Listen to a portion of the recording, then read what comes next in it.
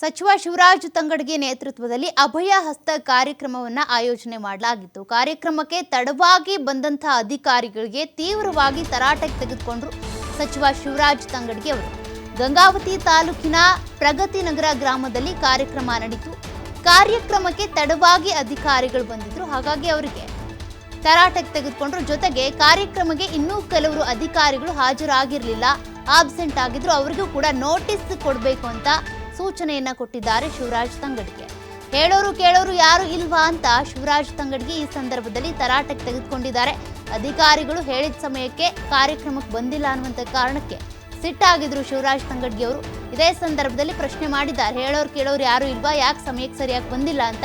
ಇನ್ನೂ ಕೆಲ ಅಧಿಕಾರಿಗಳು ಕಾರ್ಯಕ್ರಮಕ್ಕೆ ಹಾಜರಾಗದೇ ಇರೋದ್ರಿಂದ ಅವ್ರ ಮೇಲೂ ಕೂಡ ಶಿಸ್ತು ಕ್ರಮವನ್ನ ತೆಗೆದುಕೊಳ್ಬೇಕು ಅಂತ ನೋಟಿಸ್ ಕೊಡೋದಕ್ಕೆ ಕೂಡ ಸೂಚನೆ ಕೊಟ್ಟಿದ್ದಾರೆ.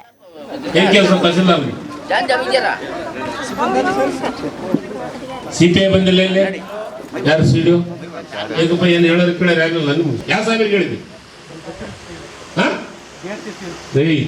ನಾನು ಇಲ್ಲಿ ಮೀಟಿಂಗ್ ಕರೆದಿದ್ದು, ನನಗದು ಬೇಕಾಗಿಲ್ಲ. ನಾನು ಕರೆದದ್ನಾಗ ಇರ್ಬೇಕು ಅಷ್ಟೇ. ಕುಂದ್ರಿ, ಇವ್ರಿಗೆ ನೋಟಿಸ್ ಕೊಡ್ರಿ, ಯಾರ್ಯಾರು ನೀನು ಬಂದಿಲ್ಲ ಅವ್ರಿಗೆಲ್ಲರಿಗೂ, ಅವ್ರಿಗೆಲ್ಲ ಉತ್ತರ ಕೊಡ್ಲಿ. ಅವರು ಏನು ಹುಡುಗಾಟ ಆಡ್ತಾರೇನು? ಸರ್ಕಾರ ಇವರಿಗೆ ಪಗಾರ ಕೊಡ್ತೈತಿ. ಆ ಸಿಪಿಐ ಇಲ್ಲಿ ಏನು ಯಾರು ನೈಟ್ ಮಾಡಲಿ, ನಾವು ಬರೋಕ್ಕಿಂತ ಮುಂಚೆ ಇರ್ಬೇಕು ಅಧಿಕಾರಿಗಳಾದ